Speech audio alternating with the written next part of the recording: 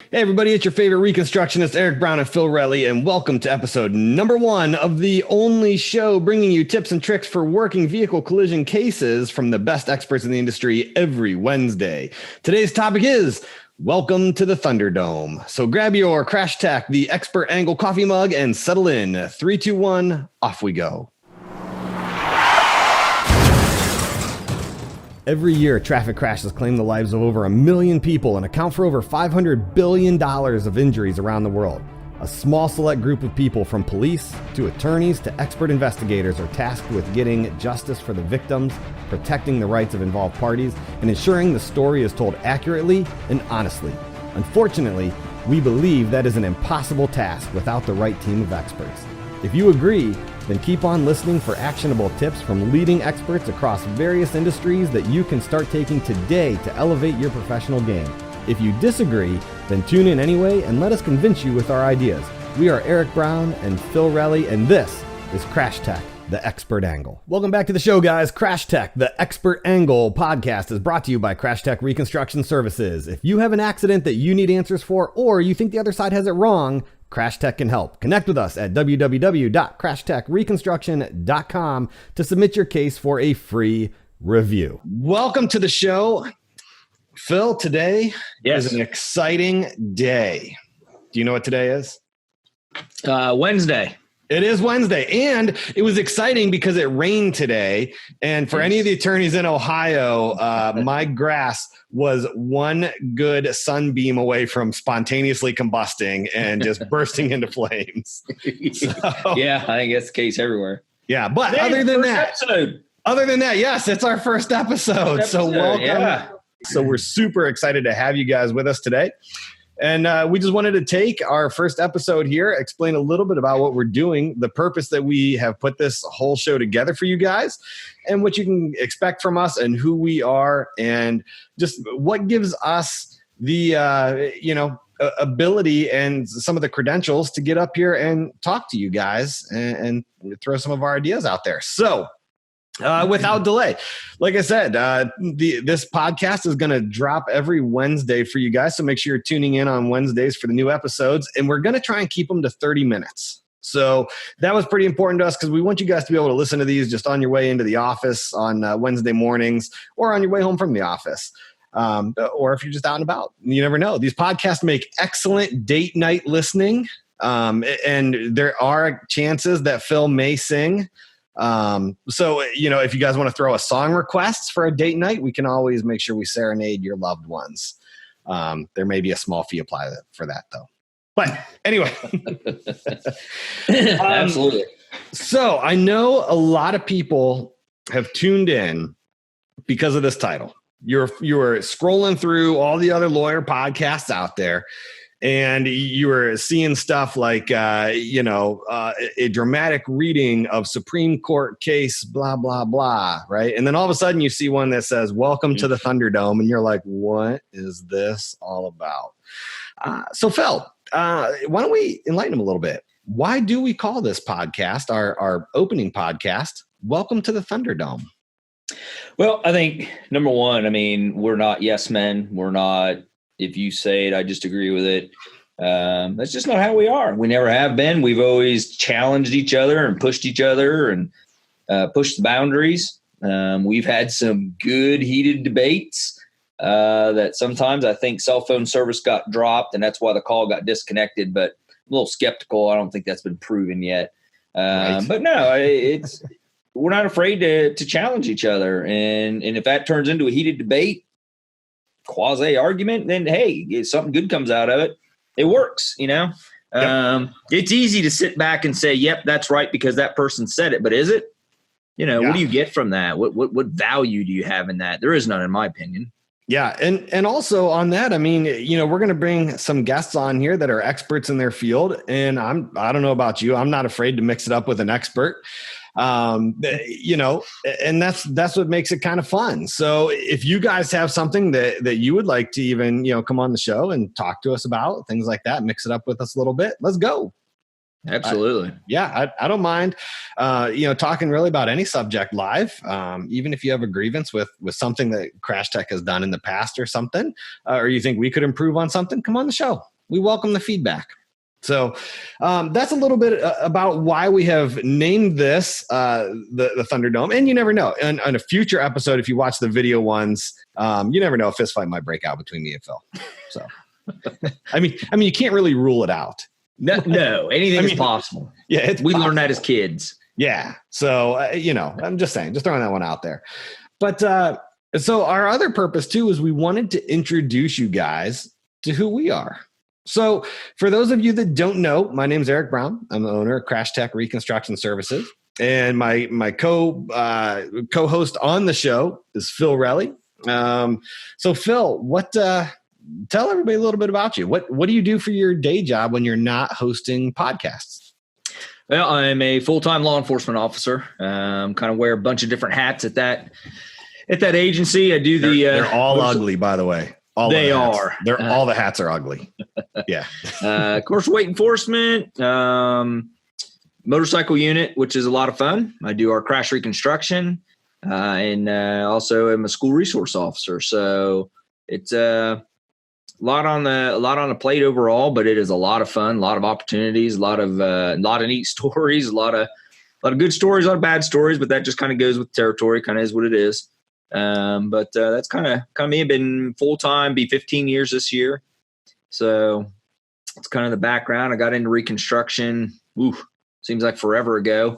It was just an opportunity that got presented to me. And I thought, man, this sounds interesting. So let's see what it's all about. And wow, it took off like a wildfire after that. It was just really, the more you learn about it, the more you want to learn about it, if that makes any sense at all. So yeah, here we are absolutely. Today. So let me ask you a question. In any given year, and think back to maybe your busiest year and just take a stab in the dark. How many crashes do you think you handle in a year that you actually respond to? You are boots on the ground. Crash scene is still settling. Smoke is rising off the cars. You might have to help get a body out of the car, something like that. Like real deal. Crash just happened. How many do you respond to in a year? I don't know. I don't even know if I could put a number on it because it's, I worked in a busier district at the time when I was on the road. So, we had a lot of major roadways going through the area I worked. So some days you'd handle, maybe 2 a shift, sometimes 3 a shift. And then there were some nights that's all you handled. It seemed like you couldn't sit down and start your ink pen moving before you went to another crash. But on average, I would say if you were to try and put a number to it, you handled at least a crash a night. You had your other calls to handle too, but so on average, sometimes it's crazy. It's just, you just never know. I mean, they're not playing, so you can't. Yeah. So on average, I think probably a good average between all the seasons that we have in Ohio and everything, 10 a week. Easy. Yeah. So you figure 520 crashes a year that you respond to? I'd say so. Yeah. Sometimes more, sometimes less. All right. That's a good average. I'd say it's good. That's fair average. All right. And diving into my background a little bit, I was full-time with one of the bigger cities here in Ohio. And I pretty much was assigned to our traffic bureau the whole time. When I came out of training, I went right into the accident investigation side of our traffic unit because nobody else wanted to be there. Everybody else wanted to be the real cops. They wanted to go out and actually bust up, all the crime and everything else. And, us back in traffic, I just, I usually left my gun in my top drawer of my desk, put my calculator in my holster and, went out on the road. And, but I would tell you, did the nerdy things. And as well as I do, crashes are the least. Let me rephrase it. Let me start back. Crashes are the most under-investigated crime that takes place in the state. Hands down. Yeah, hands down. Absolutely. And there's a good chance, and tell me that you haven't experienced this. Now that we've started doing this on the civil side, and just so that you guys know, me and Phil, because he came with me, we met at the accreditation for traffic accident reconstruction at the prep course for the exam. And so Phil sat right behind me, and I threw out this crazy idea back in 2011. And I was like, you know what, man, I think I'm going to start a reconstruction company because I wasn't really impressed with what I saw going on outside in the industry. And he was like, yeah, it sounds fun, man. You want some help? And I was like, yeah, all right. I mean, I guess. Like if you're the only option I have, I guess you can come with me. But you know what? But you've put up with me. God bless you. You put up with me for 9 years now. Yeah. 9 but years. at the end of the day, I mean, most of the program or most of the reports that are filled out now are all on a program. So it's just tab fill, tab fill, tab fill. Yeah. Get to the last page, it validates, and it's done. Yeah. And they walk away from but even at that, from though, them. The way that some of these reports are typed up and filled out and then the diagrams, tell me that you're not like 50-50, kind of expecting some of them to be done in crayon. I just would you be shocked? Would you be shocked if you got one done in Crayola? I just it gets frustrating because I don't feel that people are challenging themselves and using their best resource, that's their mind, to think about what they saw. What the evidence told them, that evidence is laying there on the ground or in the car, and it is staring at you, screaming, "Interpret me." Yeah, and once it's gone forever. That's it. You can't come back to it. As the police officer on scene, if you don't record it, it's gone forever. Yeah. Yeah, but a lot of people are just, this is a car crash. I just want to get off the roadway and go back to my cubby hole and whatever. But yeah. Yep, absolutely. And you look at a lot of cities out there, and a problem that a lot of these cities have is, you get one gang member shoots another gang member, right? And we'll call in multiple detectives, crime scene unit, tie up 4 or 5 shift guys, and send all, maybe call in BCI from the state lab. We'll collect evidence, send it to the lab. We'll call prosecutors in. We'll call all this stuff in, because of one gang member shooting another gang member. But if you have an innocent victim killed in a car crash, typically most cities will call one guy. And that's it. So, yeah, I think the training side of stuff is critical, because, you're dealing with victims out here, and not every jurisdiction's like that. But, a lot of these bigger cities, that's exactly what they do. So like I said, that's kind of where I spent my time was in the traffic bureau. And, on average, and I was no different. I wasn't exempt from that because of the amount of crashes that we handled. So typically my average year, I averaged 735 crashes a year that I'd take. So that was a lot, and you were out there, man, you were humping. And, but yeah, on top of that, then went to all my reconstruction training.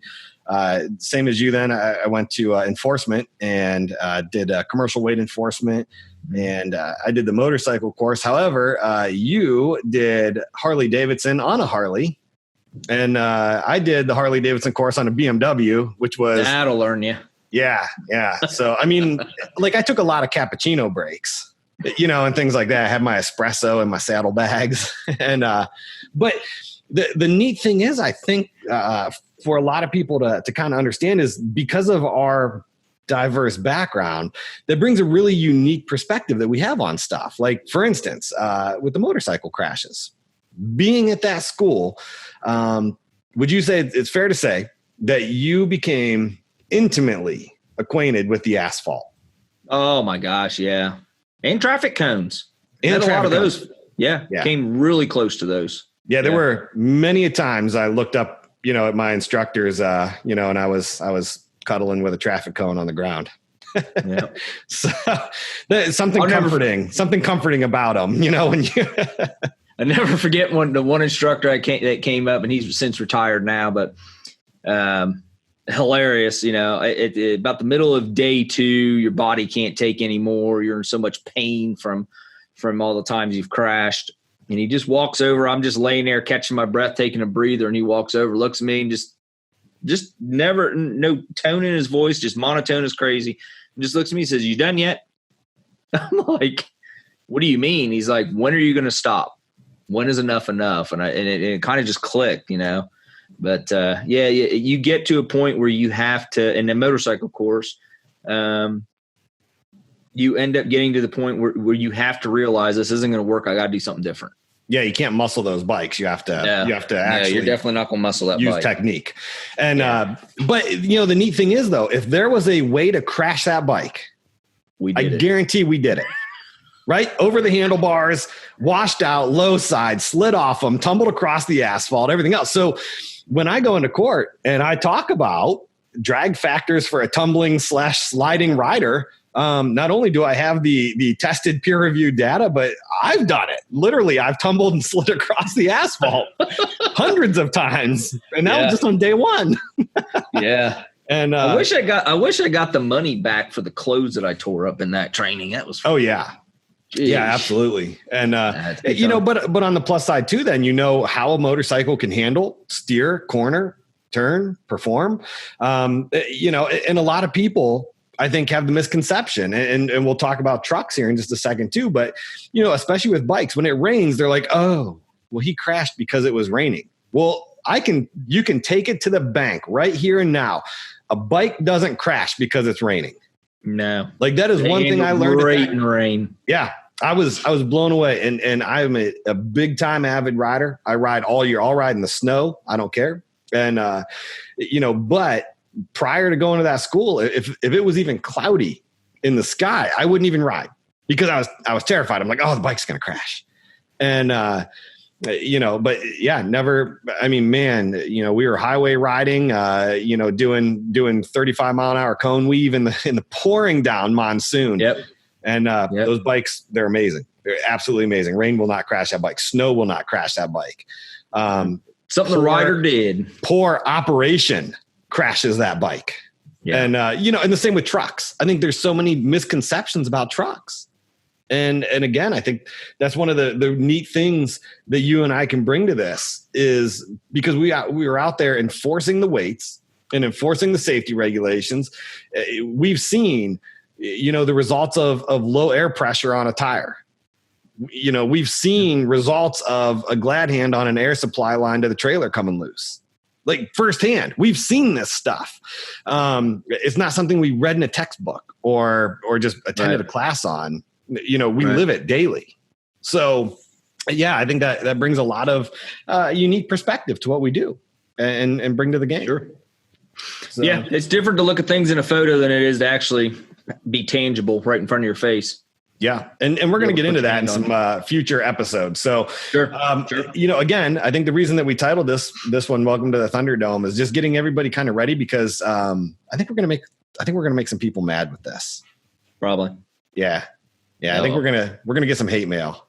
So any hate mail, send to Phil Relly, care of Crash Tech Reconstruction. The nice thing about it is if you highlight all of them and hit delete, be efficient about it. Right. Highlight them all, delete it, one keystroke, and you're done. Yeah, they're gone. Whatever. Yeah. And automatically dump them. Yeah. But in all honesty, though, I think everybody out here, us included, can get better every single day. Absolutely. There's always room for improvement. And if you're listening to this podcast and you're like, you know what, I'm at the top of my game. I'm the best. And there's no way for me ever to get better. And there's nothing that anybody else can teach me. This isn't the podcast for you.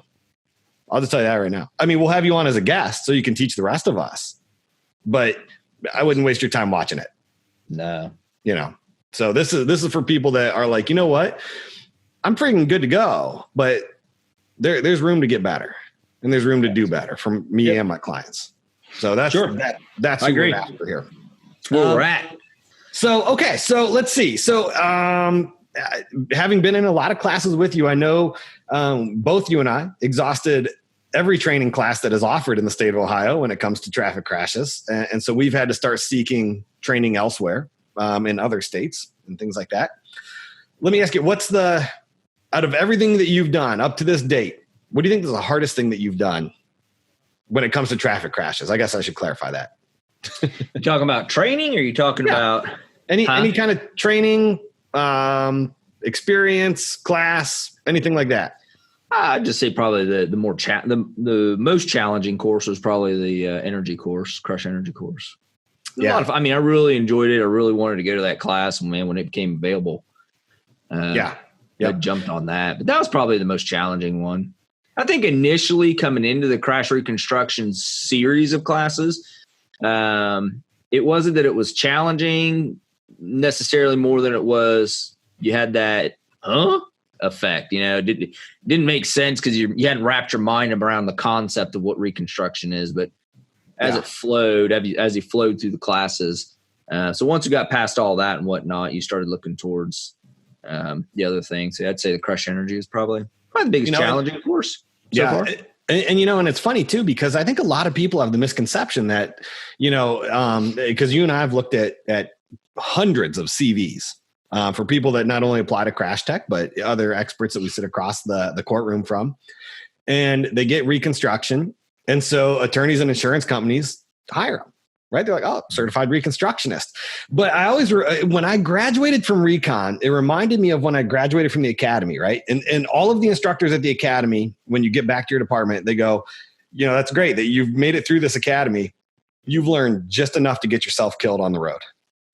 Yeah. You know what I mean? You've learned the theory and the science, but you have no practical application to come out here and handle calls. Well, it's the same thing with recon. I think when you graduate from basic recon, you've got just enough training to make yourself dangerous. And then it's like, it's kind of like getting a high school diploma. That's great. Now you got to go to college and actually specialize in something, and I think that's kind of one of the misconceptions when it comes to reconstruction, is just because somebody has their reconstruction certificate doesn't mean crap. And you gotta, I mean, they you get your reconstruction certificate and you've kind of glanced over a wide array of topics in levels 1 through 4. But at the end of the day, you've got to dig deep into some other, like energy. You talk a lot about energy in the reconstruction, class blocks. But to really understand the core of it, where it comes from, and how to properly apply it to it's not about just taking, and all I need to know is 3 variables and I stick it in this formula and that's the answer it spits out. That's just not going to get it. Right. And you absolutely see that a lot, but you have to continue education. Now on that same front. And so as we bring people on here, most of our experts that we're going to bring onto this show for you guys, you're going to hear this terminology a lot. They have their ACTAR accreditation, and that's the Accreditation Commission for Traffic Accident Reconstruction. Okay. And so ACTAR it's an international accreditation commission. And but it's the only one in the world, to my knowledge. I don't think there's anybody else that accredits reconstructionists. And so it's good for reconstructionists and for engineers that want to dabble in reconstruction. ACTAR is for everybody. And so when we were talking about the hard training courses, I would say the ACTAR test was one of the more intense classes / exams, I think, that I took, just because it's exhausting. And so as attorneys, I know you guys will have zero sympathy for us because y'all sat through the bar exam. And so trust me, you guys have my respect just for that. So for a reconstructionist, ACTAR is kind of like the bar exam, sort of, for sort of drawing some parallels. And it's a course that you apply to the commission, and you have to submit training certificates. And when we applied, and I don't know if they've changed their rules, but when we applied, you had to also send in work product. You had to send some reports that you've done. Yeah, you had to send at least one. I think I had to send 2 complete reconstructions. Yeah. So there was a bunch of stuff you had to send in, and then that went before their committee, and their committee would then vote on if you could even take the exam or not. And they would deny people even to take the exam. So once you get accepted, then now you can start actually applying to take tests when they come around, and you only have so many attempts to pass this test. And it's an 8-hour exam, 4 hours of theory and 4 hours of practical. And if you exhaust those attempts, you're done. That's it. You're out. And now you've got to wait to reopen your window again. You can reapply, reopen that window, and start the whole testing process all over again. Mm-hmm. But, the 4 hours of theory, so they test you on everything from, formula derivation all the way up through, some terms and looking at marks and all this stuff. And then on the practical application, they actually go out and they conduct a crash, and they don't tell you anything about it. They just give you a blank piece of paper, some photographs, and the measurements that they took. And like, when I say measurement, it was like 250 measurements. Like, it was a lot. It was a lot of measurements, and you had to draw it by hand, to scale, and then figure out impact speeds and all this stuff. And then you had to be what, plus or minus, is it 5% of the 3%. Actual impact speeds? It's like 3. I think it's 3%, 3 or 5, something like that. Yeah. Oh, I think, plus or minus 3%, which came out to like 5 miles an hour. Yeah. So you had to be within like 5 miles an hour of the actual. And that depended on what the actual speed was, Yeah. The lower but speed, they metered them. So they knew what the actual speeds were. And we had to calculate it all from hand. No computers, no programs, no CAD, no anything. And so that one was intense, but it's one of those things. I'm glad I went through it. Glad I did it. And glad I passed it. Never want to have to do it again. So yeah, and let's just real quick to kind of give everybody a high level idea of some of what's to come. So this episode, like we said, was just kind of an intro. It was the welcome. Like, hey, how you doing? Get to know Phil a little bit. Get to know me. And, on more of a personal note too on that, just so that you guys know where I'm coming from. And you never know, you might hear little voices on my microphone. I have a wife and 3 daughters. Or the dog that walks through unexpectedly. Yeah. Well, and you may hear dogs barking in the background too. I'm in an all-girl household. Wife, 3 daughters. My twins, FYI, both girls, just turned 13. So any prayers out there are greatly appreciated. And, and then 2 female dogs. It was me and a boy hamster, and they killed the boy hamster, I think. I'm waiting on the autopsy results. They say he died in his sleep, but I'm pretty sure that's also what they're going to tell the cops when I turn up not breathing in my bed. So I'm with you. Yeah, I'm all female household too. Outnumbered. I got a male cat, but he's a traitor. He didn't come around me very much. Although Phil's dog, the most interesting thing ever, his dog will not turn around if it walks onto the solid surface floors in his house. If it walks in the room, it backs all the way out because it refuses to turn around. Craziest thing I've ever seen. Abby will not turn around. She will walk backwards out of a room. Yeah. We're going to have to find a backup beeper. Yeah. We're going to have to find a video and post it on our Facebook page just so everybody can see it now. So, so to come on the show, like we said, we're going to get some experts on here. We have a really, really good lineup coming up. And so this was the welcome show. After this, we're going to dive into content. So, we're going to talk about things like some of the differences between experts, how to properly vet your experts. We have the leading tire expert in the world that's going to come on this show and teach you guys. He actually teaches tires to attorneys. And he's going to teach you guys some just neat little tricks and things to do with that. We're going to bring on some other attorneys that are just absolute beasts. And I don't mean that they look like a beast. just saying. I mean that like in the negotiation sense of things, that they're just they're beasts. They get good results. Sure. So we're gonna talk to some of them. We're gonna pull as many experts in here as we can for you guys, and also just have some shows where it's just me and Phil talking to you guys and trying to bring you guys some value, trying to elevate our games, ours and yours, a little bit. And ideas, questions that you have out there, in the audience, bring them up. Let's talk about them. I mean, it's a good forum to discuss it, and we can kind of throw ideas around, spitball, and hopefully be able to clear the air, because I'm sure there's a lot of misconceptions out there. Same question across the board, country, shore to shore. Yep.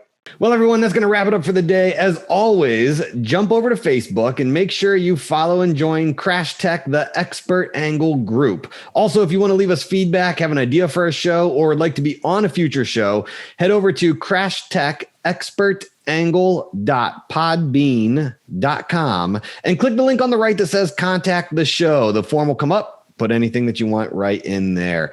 If you want more information on expert consulting services or training, visit us online at www.crashtechreconstruction.com. And finally, if you're a PI attorney, make sure you request to join the Crash Site Facebook group. Or if you're a defense attorney, make sure you request to join the Crash Site Defense Facebook group. Neither site contains any ads or spam. It's just a private community that brings experts from all different areas together with attorneys to collaborate or ask questions. So again, guys, thanks for tuning in. And remember, always leave your accident victims better off than you found them, because at the end of the day, everything we're doing is for them.